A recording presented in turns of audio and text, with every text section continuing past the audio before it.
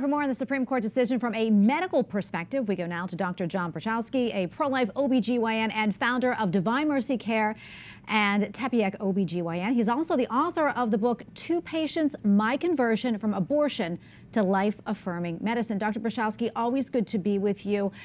Tell us why continuing to allow the FDA's current rules and regulations in prescribing and dispensing these abortion pills, having it remain in place, why it's such a concern. Tracy, it's good to be with you. Obviously disappointed, but not unsurprised by the decision. Chemical abortions are just as violent and probably more viscerally damaging to the patient because she actually sees the result of the medication she takes. So it's actually turning her bedroom, her hallway, her bathroom into a place of violence and hatred. So that's the first piece. This continuing push, ignoring really serious complications. We know that 1 in 5 women will suffer a complication. 1 in 25 women will have a serious complication.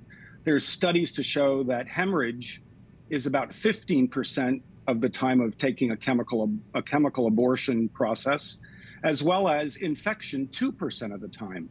Now, along the side effects and the real danger, one, the FDA over the last, 7 to 8 years, since 2016, has increased the duration of time in which the patient can take it from 7 to 10 weeks gestation. Bones form around 8 weeks. So you're looking at embryos, fetuses, preborn children with body structure and bones. That's the first thing. Secondly, there's now no need for an in-person visit. Are you kidding me? No doctor will lay hands. Oh, by the way, other providers and practitioners other than doctors can also prescribe the chemical abortion pills in the states that where it's legal. Telemedically is how it's being distributed. And on top of that, there's no ultrasound that's needed. What about the significant risk of ectopic pregnancy that then predisposes the woman to death, hemorrhage, and serious surgical disruption if it's not caught early? Every way that medicine says to me, practice excellence, John, has been lifted here. No ultrasound. The patient, we don't even know if the patient knows when she conceived.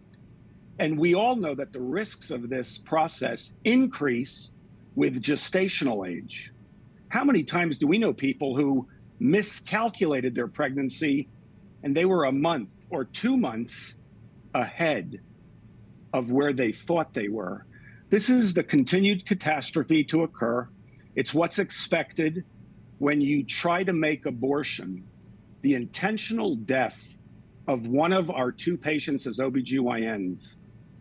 The intentional death, a foundation of reproductive health, according to the pro-abortion faction.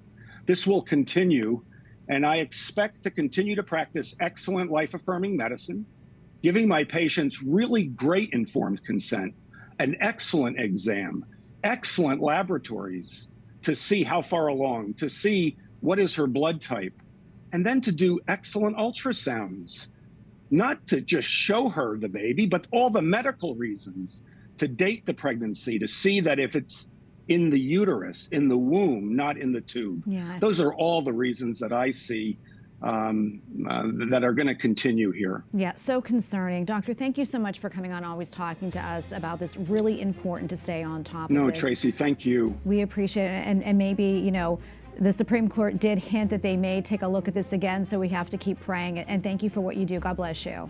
Oh, God bless you.